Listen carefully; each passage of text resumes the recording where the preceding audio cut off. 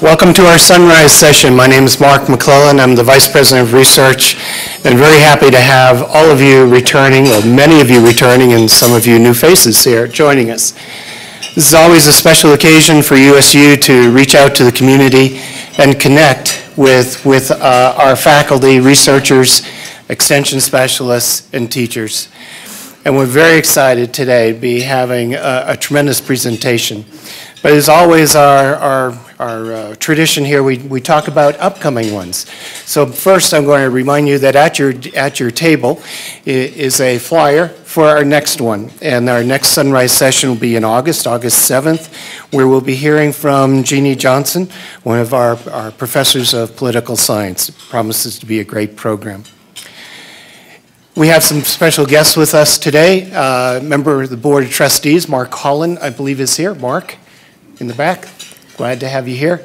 We also have two representatives from our sponsor, and that's Regents Insurance, and David Lepelaire, and Miguel Rivera is here. Miguel and David, thank you. Without these guys and Regents, this wouldn't be possible, so please give them a round of applause.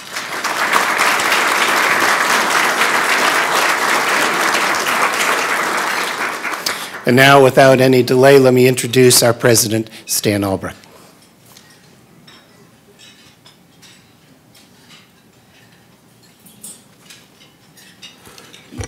Let me just add my greetings and thanks for all of you for joining us. Again, it's so fun to do this each quarter, and some of you are returnees, been here many times. Others of you, this may be the first time, but thank you for coming. It's a great partnership with Regents. I have a chance to meet on a fairly regular basis with David and Miguel, and they've become great friends and great supporters of Utah State University. But as Mark indicated, what we're doing here simply wouldn't happen without their support. So my personal thanks to them. And again, it wouldn't happen without all of you being interested and excited about the topics that are discussed here at our Sunrise session. And so I thank you for making it happen as well. I think most of you in the audience today know this, but Utah State University's mission is unique and distinct in the state of Utah. We are the state's land-grant university. That means, of course, that we have a presence across the state, presence in all 29 counties, a growing regional campus system. We have campuses extending all the way from Blanding in the south, of course, to our main campus, Logan, in the north. And so we have a footprint that is the footprint of the state of Utah. In addition to that, because we are a land-grant university, much of the work that we do has a very applied focus. And so our issues are the issues of the state. Our problems are the problems of the state. And our research faculty are engaged in those kinds of issues on a constant and everyday basis. And one of our greatest strengths at Utah State University, and one of our most significant roles in the state, is addressing issues that surround the topic of water.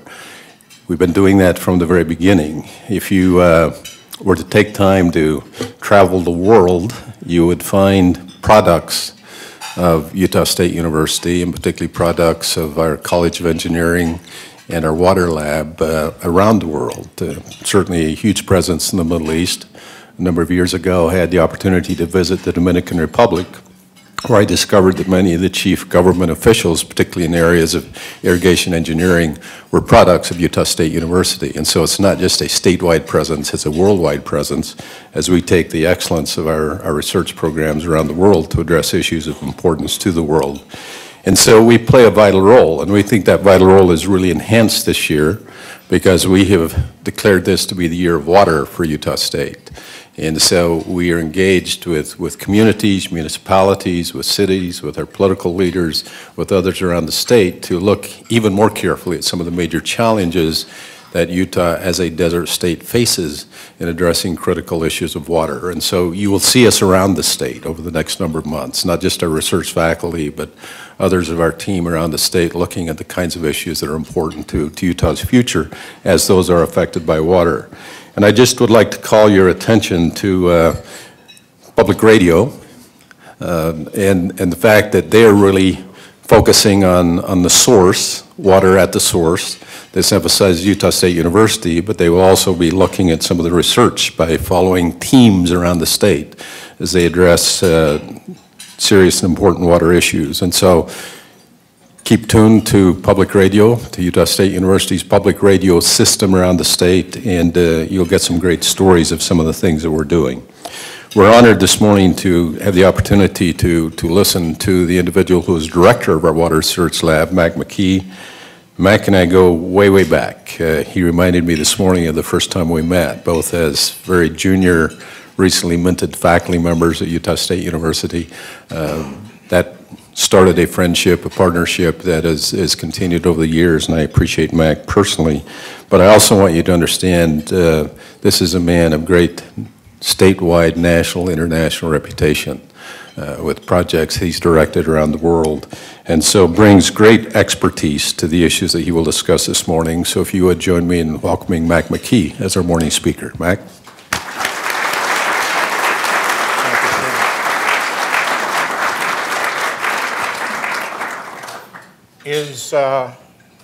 Is my mic on? Okay, great. I'm going to try to avoid having two mics here. And Stan, you got one thing wrong. Only one? I was not a faculty member. I'm much younger than you are. I was just a first quarter graduate student when we met. But I remember that day as if it was yesterday. Thank you, everyone, for coming to the presentation today. Thank our sponsors so much. Water is a subject obviously near and dear to my heart. I'm a water resources engineer, hardcore concrete and rebar engineer, and it's been my gift to have the chance to spend 35 years wandering around the world looking at water problems, not only in this country, but 30 other countries I've had a chance to work in. This is a fantastic discipline and one that I've personally benefited from, and I'm happy to be here to try and share what little insight I've managed to gain in that time. This is the 50th anniversary of the Water Lab, of the dedication of the Water Lab building. And so we thought, well, why don't we send McKee in there and talk about 50 years of history at the Water Lab? And as the president said, this is the year of water at Utah State University. If you are a Utahn and you have questions about water, if you have concerns about water, if you want to know anything at all about water, you should be thinking of Utah State University. Not just the Water Lab, and not just the College of Engineering. College of Agriculture, they have tremendous impact in water management here in the state in terms of agricultural resources. College of Natural Resources, tremendous impact, especially in aquatics and the environment and so on and so forth. They are our valued colleagues, and they and others at the university, this is a celebration that we think is important for the entire state of Utah. Pay attention, there'll be a number of upcoming events this year in the Year of Water. And thanks to UPR for coverage.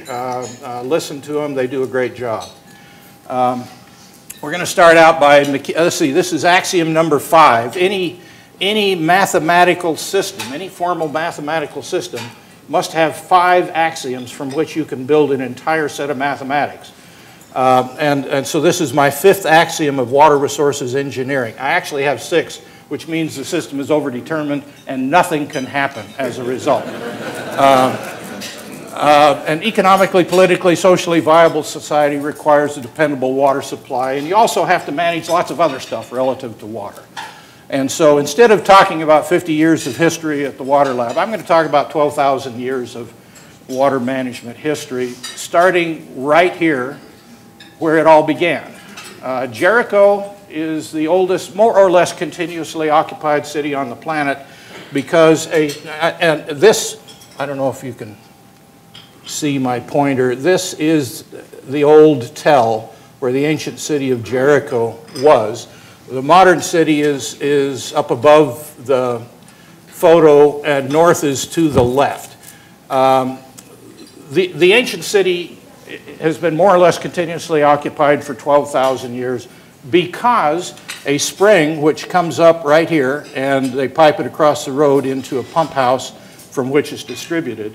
That ancient spring called Ain Sultan, the king, has flowed plus or minus 2 million cubic meters of water every year for 12,000 years that we know of, okay? The only way people survive in this part of the planet is with water. And we know that 12,000 years ago, that water was being used to irrigate forms of barley, wheat, and date palms. The people that ultimately led to my profession started there, managing that water, the oldest city on the planet. Rakim, you folks know it as Petra in what is now modern-day southern Jordan. If you follow the slot here in this cliff, that was a water channel 2,000 years ago. We know the name, this is a house. We know the name of the guy who owned that house. And I tried to look it up and couldn't find it. It was too late. We know that guy's name. Okay? And that guy had running water into that house 2,000 years ago in the middle of a city, in the middle of a desert. There were tombs. This structure here is an ancient 2,000-year-old cistern. And if you know what to look for, there are water channels up here that collect rainfall, and 2,000 years ago moved it into that cistern. The cistern is now full of sand. This tree is growing in that sand, and that water collection system is still working, providing water to that tree. That's the happiest tree in southern Jordan. They had pipe systems. They had lots and lots and lots of pipe systems to move water from far distances into the city from different directions. And these were from reservoirs, from springs, from various kinds of sources. I want you to remember the open end of this pipe because it's going to show up later. I forget why, but we'll get to it. Now, with all of that investment in water, they were able to do a lot of things. On the day Christ was born, the citizens of the city of Petra were the wealthiest people on planet Earth, bar none. They were wealthy, and with that wealth, they built incredible structures. You're all familiar with Indiana Jones, right? Well, there are 800 such tombs that have been uncovered so far. Well, not all of them that big, but been uncovered so far in the city. To give you a little idea of scale, these things down here are donkeys. And so that door is on the order of almost 40 feet tall. And this was a mountain. And they simply carved away the mountain and left that structure and other sorts of facilities. They were master builders, they were wealthy, and they were wealthy because they controlled water in the desert, and they provided water and military protection to camel caravans that carried spices and incense and silver and marketed it throughout the eastern Mediterranean.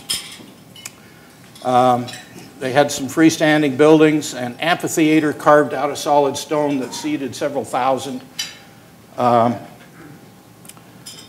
This was a religious place on top of the mountain above the Indiana Jones El Kazne temple.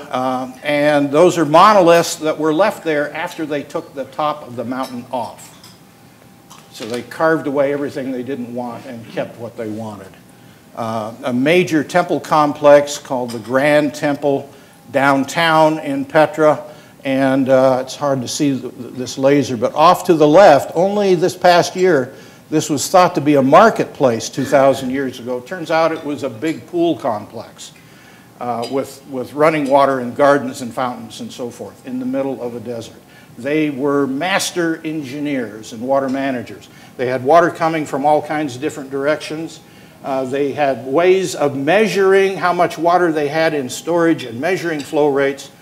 And the implication of all of that is that they had institutions that were capable of actually managing those complex water systems.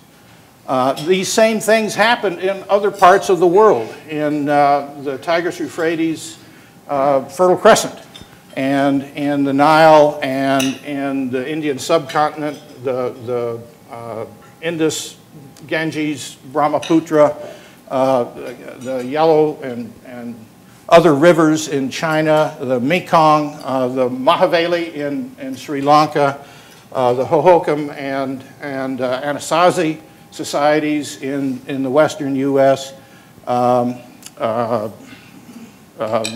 Maya, and, I'm not a historian. These things happened. Hydraulic societies popped up around the world, and many of them failed around the world because of several things. You see these ancient societies flower in time and manipulate water because they had to, because water supplies were unpredictable. There were floods, there were droughts. A lot of these societies were in arid and semi-arid regions where other things were pretty good. There were plants and animals that could be domesticated for agriculture. There were otherwise trade opportunities, environmental conditions were good. And to take advantage of all of that, they had to be able to manage water, and they learned how to do it. Lessons from history.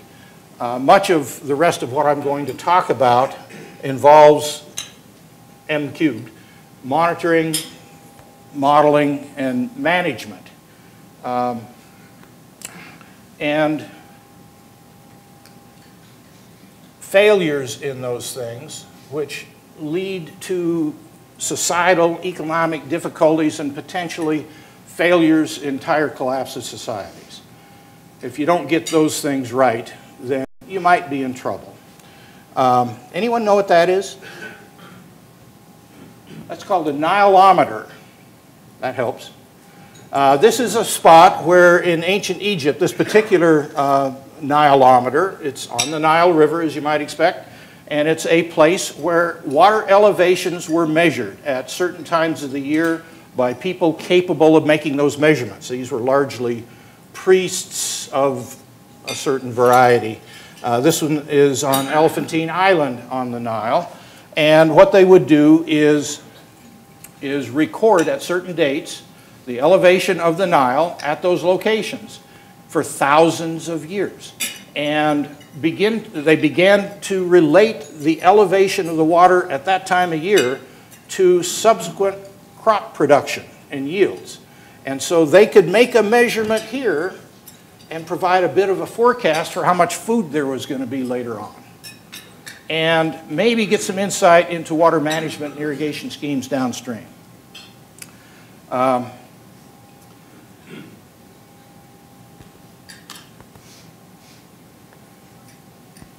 When your monitoring system is incapable of giving you enough information about what you are facing, there were periods, for example, of sustained severe drought in Egypt and in the Nabatean area of Petra, which caused catastrophic failures in society. There was a period of a few decades at least of sustained severe drought in Egypt that led to total social collapse, cannibalism, and all kinds of horrible things.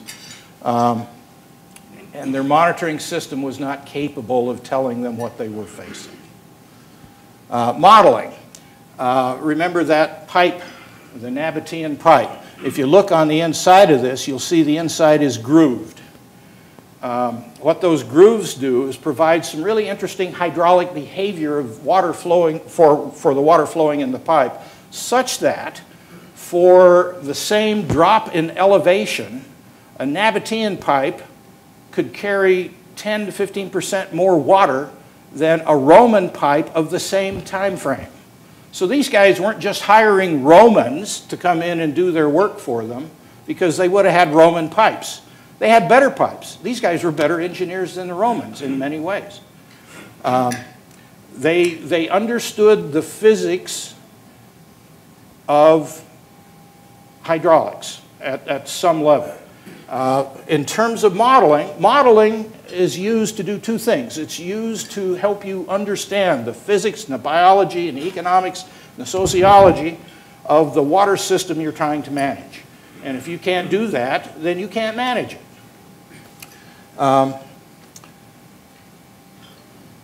In ancient Mesopotamia, they did not understand the physics of irrigation well enough to protect themselves through proper drainage against the buildup of salts in the soil. And after relatively short time frames, there were vast areas of agricultural land in Mesopotamia that were no longer productive, even with irrigation, and remain unproductive to this day. They did not understand. Those cultures died. Finally, management, the third M here. And I've got a good quote that I wanted to pull out. Jerry Olds is here, and I wanted his opinion on this. To manage water, institutions, broadly speaking, I use the word institutions very broadly. There are legal system, policy, operations, regulatory, and so forth. They must have sufficient flexibility to address changing conditions in the environment and the social requirements we're putting on water. If they can't respond in a flexible way, then we are at risk. Ancient societies, and this is Hammurabi and the legal code that Hammurabi established in Mesopotamia. And Jerry, here's what I want you to pay attention to. I'm going to translate from the original Akkadian into English here. Law number 53. There were lots of laws that pertain to water rights and the responsibilities of water users. And Law 53 says the following: if anyone be too lazy to keep his dam in proper condition and does not keep it so, if then the dam break and all the fields be flooded, then shall he in whose dam the break occurred be sold for money, and the money shall replace the corn which he has caused to be ruined. Now, Jerry is a former state engineer. It was Jerry's job to run our system of state water rights. And I'm really interested, Jerry, in your opinion. I think this would be a great addition. I think we could learn some things from them. Yeah. Let's sell this jerk into slavery. Okay.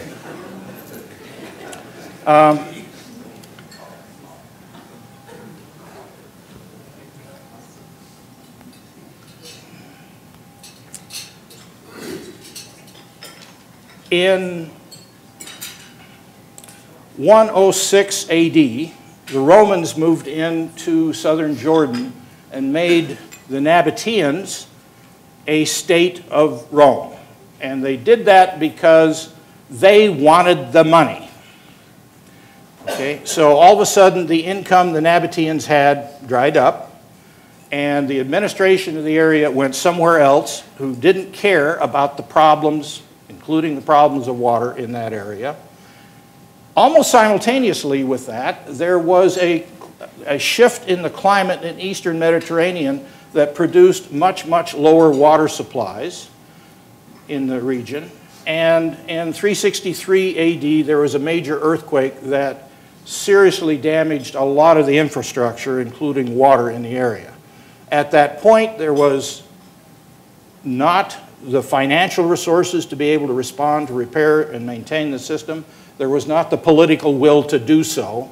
And by 363 AD, the Nabatean culture that had been there since about 800 BC perished. It was gone. And it went the instant water went away. Now, on a happier note, let's talk about Utah water history. About 10 minutes after the Mormon pioneers arrived, they were plowing the land and diverting water for irrigation. The state prospered, and that early manipulation of water actually did something really cool in the state of Utah that is almost unique. It established in the state of Utah a culture of water management and an interest in learning how to manage water. And by the late 1800s, the Utah Agricultural College, which became USU, our agriculture experiment station was heavily engaged, not only in crop production and so on and so forth, but in water management, in irrigation. And so we had people out there learning how to irrigate. In 1914, a book entitled Principles of Irrigation Practice was published. It was written by the president of Utah State University, or whatever it was at that point, Dr. Widsoe. This is a 100-year-old copy of second printing, first edition. You look at the table of contents in this book and compare it to the table of contents of a modern textbook in irrigation engineering, and they're almost identical. There's a lot more science and a lot more technology in today's version, but these guys had their act together 100 years ago. Okay, now let's talk about the water lab. We were blessed to have some very far-sighted individuals. Dean Peterson on the left, he was Dean of the College of Engineering. Dean F. Peterson was his name, so he was Dean F. Peterson. George Dewey Clyde, a former Dean of Engineering, was governor of the state of Utah. And then Von Hansen, who became the first director of the water lab, was a faculty member in civil engineering. And we have David, we have Von's son, David Hansen, back here today.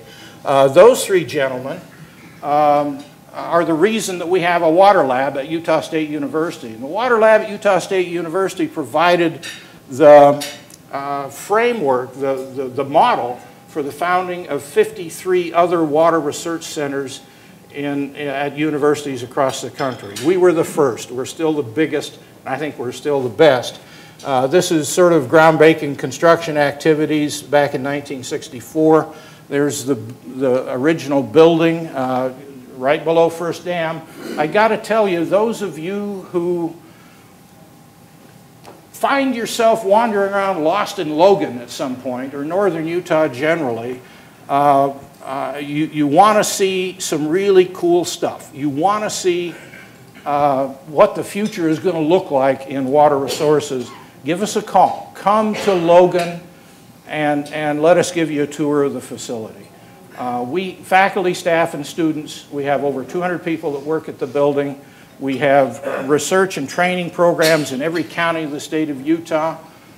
We have research contracts in probably 15 other states right now and a couple of international contracts. We have people who have their act together in water, and we'd love to give you a tour. This is a cool place, and we do really interesting things. I wanted to point, this is the original building is here. In 2009, we dedicated a new building dedicated to hydraulic testing. That was built with no taxpayer money. I took out a loan. Everybody in my chain of command between me and God signed a paper that said, yes, he can take a loan out to build a new building. And Stan, I want to give my thanks. You probably don't know this, but we have the best business office at Utah State University, and they found out a way that I could use the presidential mansion as collateral for that loan. We paid it off 2.5 years early at a point in time when the economy was in the worst condition since the Great Depression. That's the kind of steely-eyed engineers that we have. What have we been up to? Well, okay, here's my second axiom of water resources engineering. If you don't measure it, you can't manage it. There's a recent legislative water audit that has hit the streets that has caused a little bit of heartburn. The focus of the water audit is in part how we are not measuring the amounts of water that mostly is consumed by municipalities. In terms of monitoring, we're doing even worse than that in agriculture. We've tested over 200 meters and water measurement devices in irrigated systems around the state, and only 1/3 of them are performing according to manufacturer specs. 2/3 of them are giving poor measurements of water flow. 2/3. And over 80% of diversions in Utah are for irrigated agriculture. Okay? Most of the water being diverted is not properly measured in this state. So let's talk about measurement. Over 50 years, we started out literally in the 1960s at the water lab with these kinds of recording devices, and in the 1960s, this is before Campbell Scientific and everything, in the 1960s, some of our guys were building their own remote systems for measuring flow rates. And so this is from the late 1960s. This is a system that actually looks very much like the ones we have now in terms of tracking flow rates and transmitting that information back to some central receiving location. We're doing a little better now. We go out and buy Campbell Scientific equipment and measure weather and soil moisture and stream flow and water quality parameters at hundreds of sites in 3 different states. That information comes back to servers housed at the water lab and is made available to anyone with an internet browser to be able to look at it. And this is our latest addition. We build and fly our own UAVs for monitoring, for taking scientific grade, capturing scientific grade information over large areas.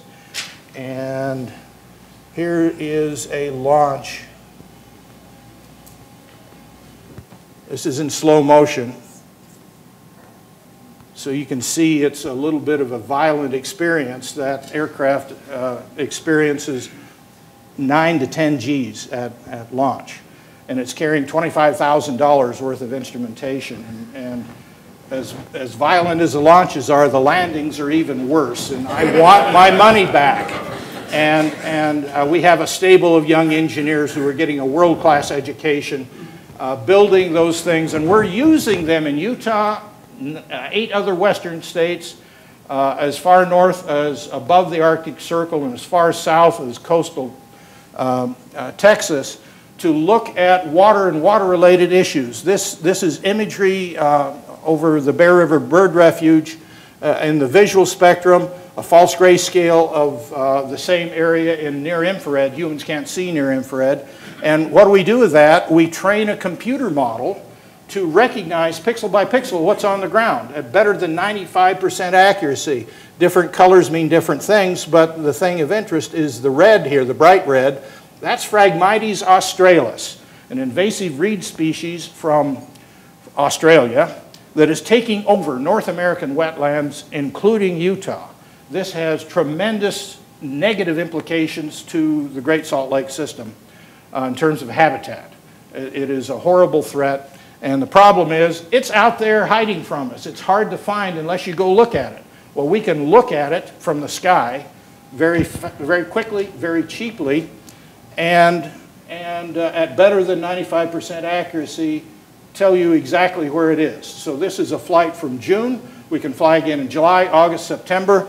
We can overlay the same image from September on top of June and look for differences. And the thing here to look at is the bright green. That's where there was no Phragmites in June, and there is in September.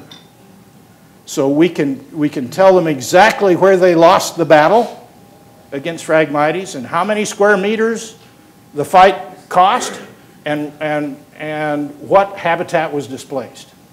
And we can do it with those tiny, really scientifically powerful aircraft. Modeling. 50 years ago, we were using, at the Water Lab, we were the very first in the country to use state-of-the-art computers to model hydrologic systems. And here's one of those military surplus state-of-the-art computers, another one. I apologize for the quality of this photo. It's the best we have. This is a young graduate student then. This is a very thin and much taller version of J. Paul Riley, who's now in his 80s and couldn't be here with us today. He was a PhD student in 1966, the year after the Water Lab was dedicated, and he was using this analog digital hybrid computer to model salt flow in the entire Colorado River Basin. That had the computational horsepower a little bit less than your watch, and he was modeling salt in the entire Colorado. We have always been on the cutting edge in terms of the use of state-of-the-art modeling to understand hydrologic systems. And this is some stuff now that Jeff Horsborough and David Tarbotten and others have put together. They have a monitoring system that is running to acquire information from all of these diverse locations around the country, and then they can model, they can estimate in Cache Valley how much phosphorus is going to come from any given acre. You pick the acre and they can give you an estimate of how much phosphorus will depart that acre and enter our water supply. That is good for managing water systems.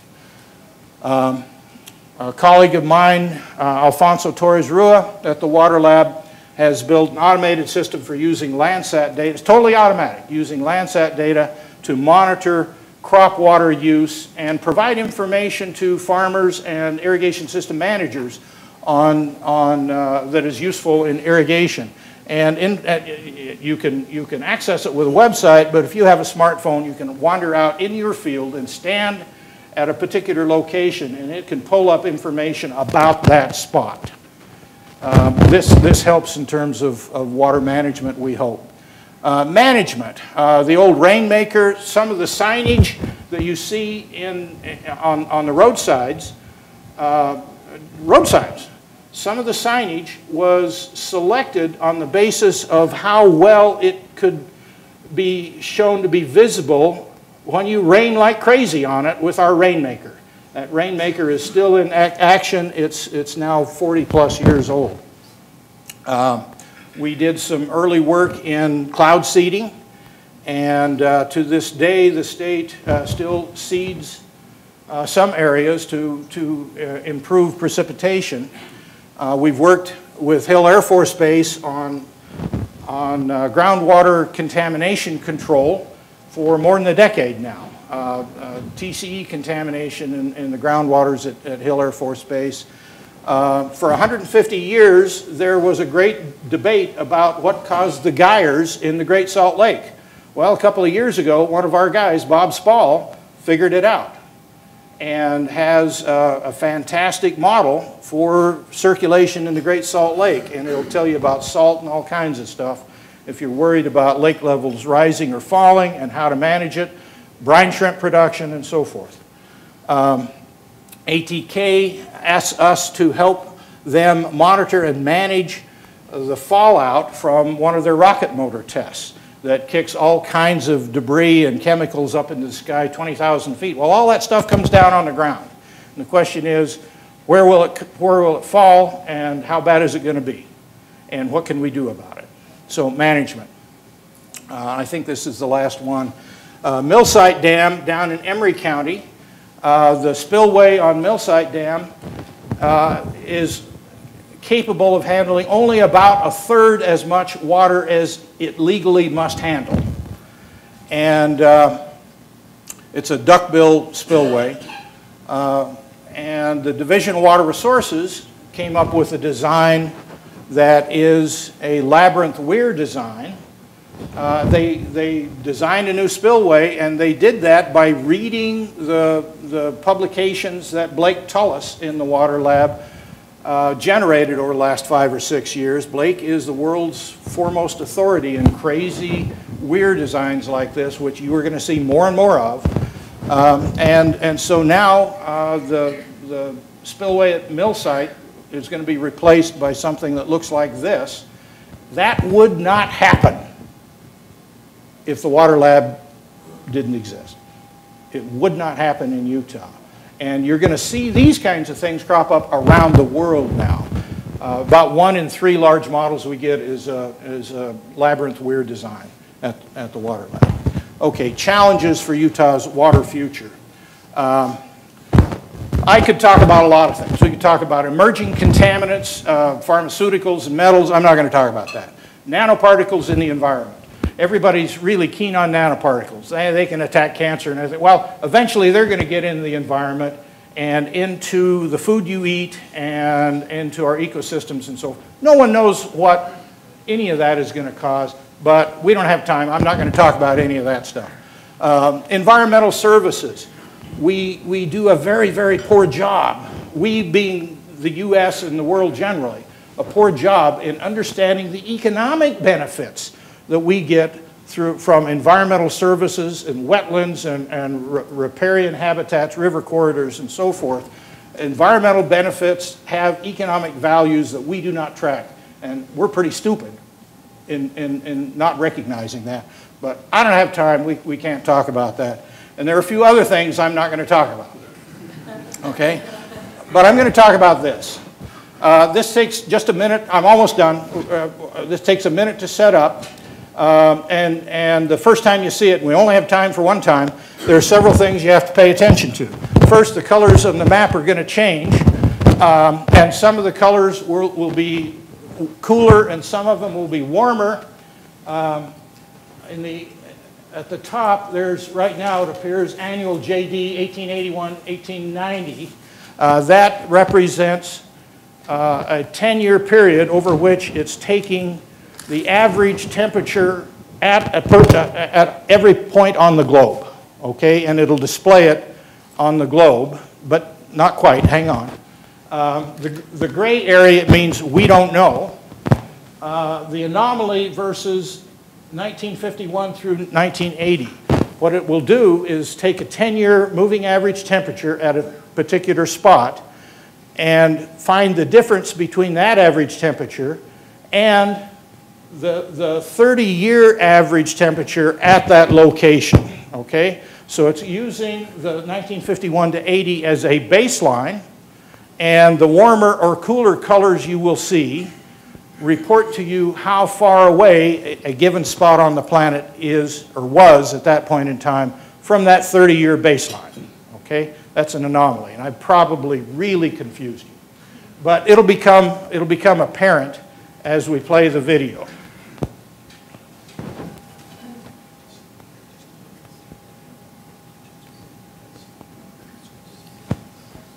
So this is 1889, 1899, 1901, 2, 3, 4, and things are pretty cool.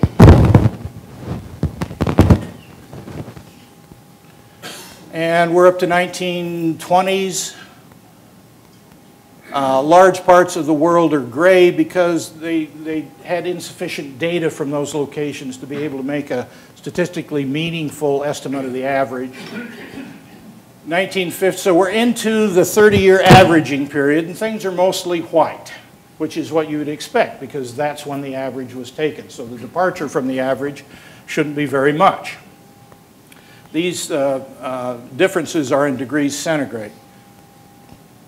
And now we're beyond the period when the average was taken, and the anomaly, the temperature difference from that base is high, getting higher. Okay, by 2007, it's gotten much worse since this, by the way, just in the last few years. The world winds up being, on average, over the entire world, about a half a degree warmer than that baseline from 51 to 1980. Okay? This isn't a forecast, folks. These are data. These are unassailable data. This is the way the world has been.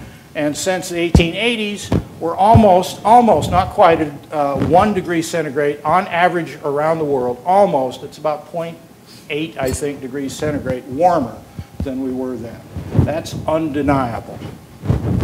So I've got another quote for you here. This is from a recent study that a faculty member at the University of Minnesota made. His name is Davis Logsdon. What I want to talk about for the rest of our short time frame here is climate change. The research that Logsdon has done has discovered a powerful new strain of fact-resistant humans who are threatening the ability of the Earth to sustain life. Here's a quote. "These humans appear to have all the faculties necessary to receive and process information, and yet somehow they have developed defenses that, for all intents and purposes, have rendered those faculties totally inactive."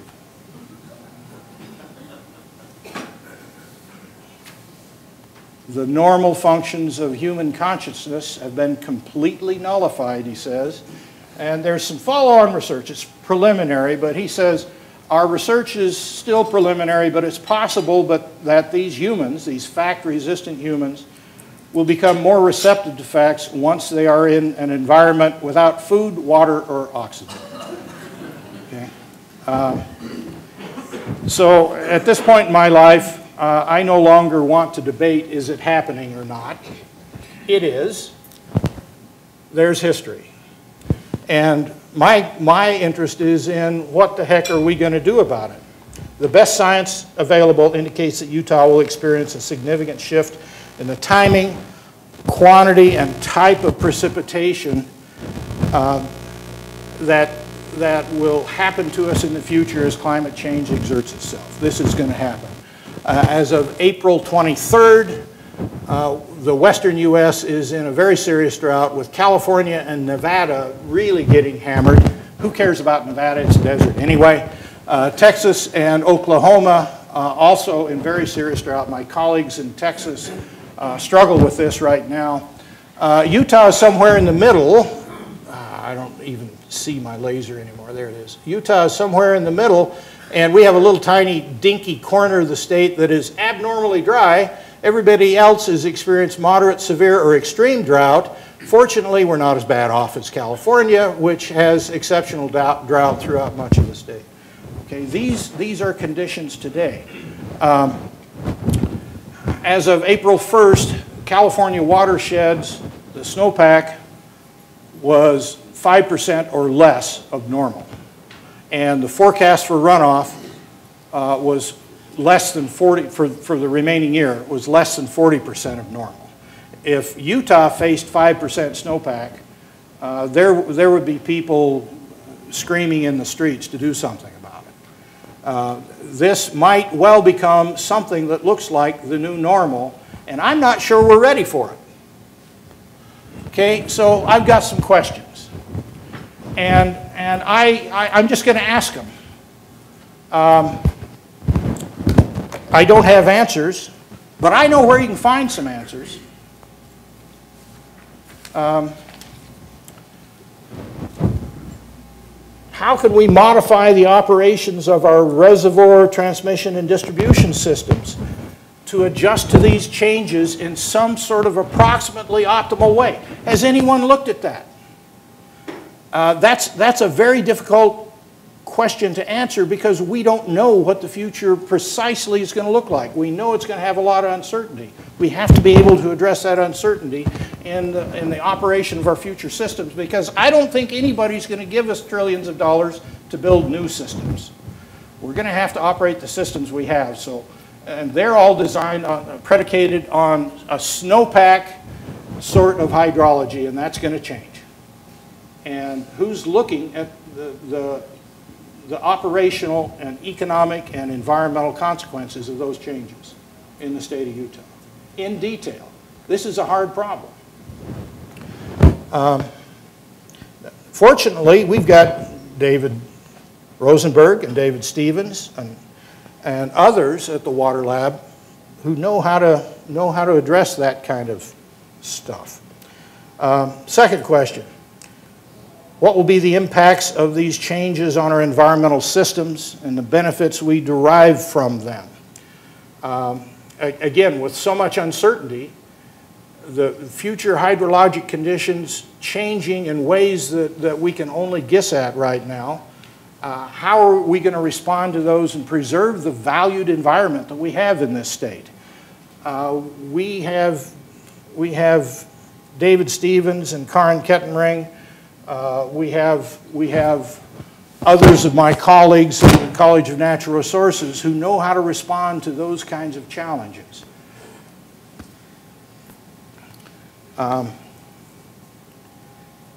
Here's one I would welcome a debate on.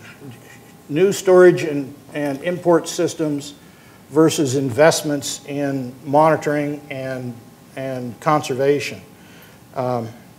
Is it more cost-effective to invest in expensive water storage and import systems than in acquisition of better information, more intensive management, and conservation? Go talk to Ivan Cowley, a former president of the Sevier River Water Users Association. Ivan will tell you, because of the monitoring system that they have installed and because of their capability to look at the information that's coming in and make sense of it, to model it, they have 15% more water in the Sevier River Basin today than they did 15 years ago. Now, they don't have any more water, they just know where it all is. And they can manage it more intensively so that farmers effectively have more water that they can put on their crop. Okay? You can get more water in lots of ways. You can import it, you can spend trillions of dollars in big pipelines and so forth, or you can manage things more intensively with better information and generally at a lower cost. And I think some discussion about that might be appropriate. And we have faculty at USU who would be excellent to involve in that discussion. Fourth question, how can we best capture information about uncertainty in Utah's hydrologic future? And how might we empower Utah's water management institutions to respond to uncertainty?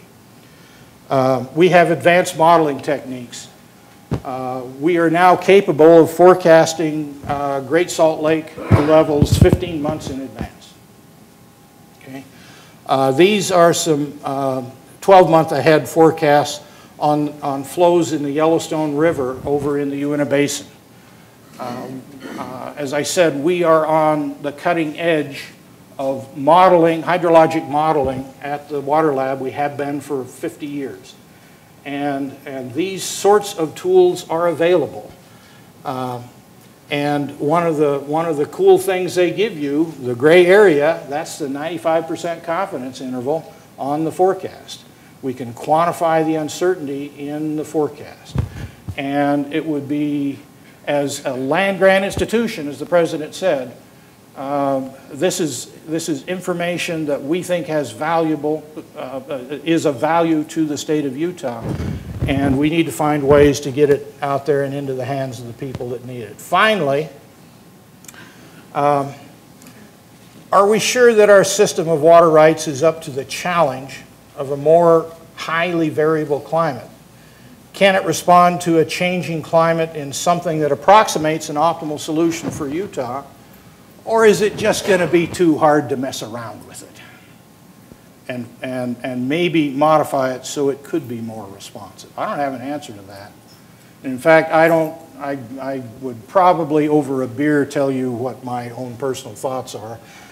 But Mark warned me that he was handing me an open mic in a public session, and he wanted to avoid the incident that happened the last time he handed me a mic in an open session. But this is something that I think would be a benefit to the state. Let's take a hard look at our water rights system. Joanna Enterwada in the College of Natural Resources is an expert in water institutions and water law. And with my 5 questions that I've posed, offering no answers, I'll leave you with my first axiom of water resources engineering. I learned this from the Israelis, who are very good water managers, but they're not as good as we are. They have better PR, maybe, but we're really good in what we do. We at USU are really good in what we do in water resources. We provide skills and talents and knowledge that I think has value for the state of Utah. And I wish I were a 20-year-old graduate student today, because the future is going to be really, really interesting. I'm not afraid of climate change. If you have to deal with climate change, Utah is a good place to be, because we have the talent to do it. Thank you.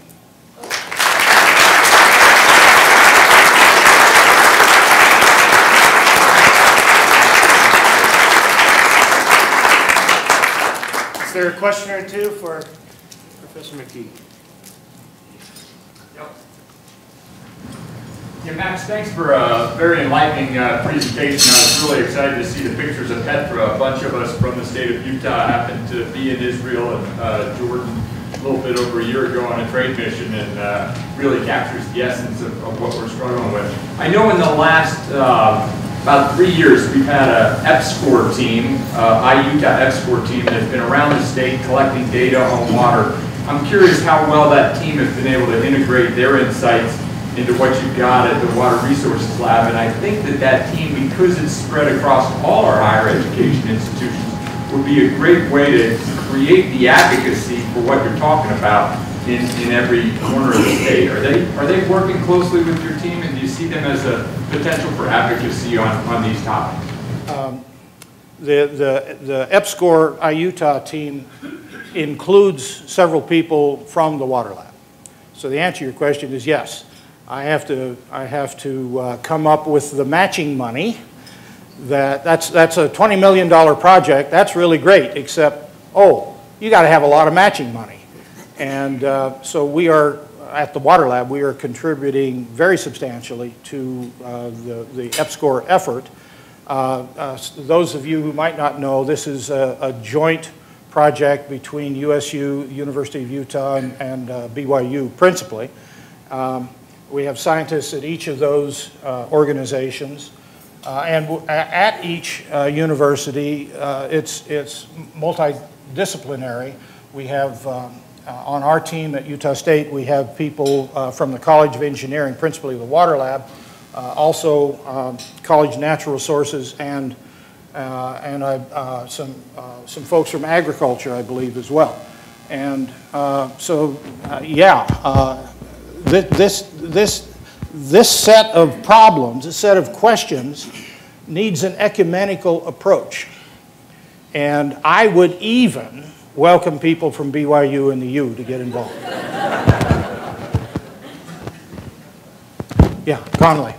Back on the water rights question, having graduated from Utah State and being had the background of water rights institutions, but then being kind of in the trenches, one thing that comes to mind. Tell them who you work for, Conley. EPSCoR, while I'm Rocky Mountain Power, and manage water resources on the Bear Lake River system. So,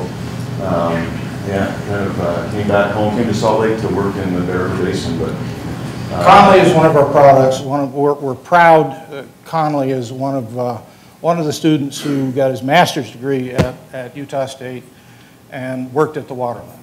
Okay, I'm sorry I interrupted. Ask asking for flexibility in the water rights might be very, very akin to asking the LDS Church to ordain women. So, but more to the point, the engineers can have great ideas on how to implement water rights, but it's really the legal profession, and we have very smart water rights attorneys, but it's mostly the attorneys in the state legislature that whenever there is a change that needs to be made, the water rights, division of water rights has to kind of very, again from an outside perspective, be very vociferous and at the same time very diplomatic to make those requests. So I'm wondering, to what extent are you and the Water Lab making to make ties with more legal approaches, not to say anything about the kind of the institutions and the ingrained cultural institutes of seniority of water rights and all of that, but what's the avenues in the future of kind of integrating legal and institutional aspects that are not engineers, but lawyers that are actually doing some of the work? I totally agree with you, except I think maybe it's even less likely we're going to see water rights changes than women ordained in the church. I left this mental blurb out. Personally, I think that our biggest potential failures in the future will lie at the level of our institutions. This is the scariest part of what we are looking at in the future. The engineering is easy. The biology and ecology and so forth, compared to our institutions, all the rest of that stuff is easy. And yet, if we do not respond institutionally somehow, and I only throw water rights out as an example, there are lots of other things that we might be able to do. If we do not respond with institutions that are flexible, responsive, and capable of dealing with uncertainty, then the future might be scary, folks. And all I'm doing today is trying to ask some questions to provoke some thought. Connolly, you know me well enough. I'm a worthless administrator now. I no longer know how to do anything. I know a little bit about what needs to be done and why, but it's smart young folks like you that have to tell me how. Last question. I think we can mention that Utah State has quite a bit of expertise in wastewater management and reuse, as well as. Yeah, this is 30,000 feet flying fast, but you're exactly right.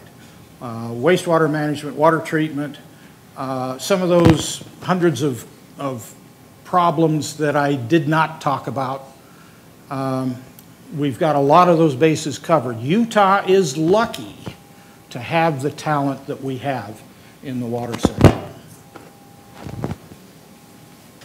Thanks, Mark. McKee.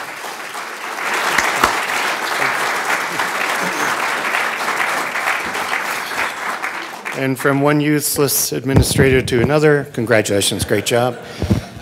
Ladies and gentlemen, we hope you enjoyed Sunrise. As always, it's a joy to have you here.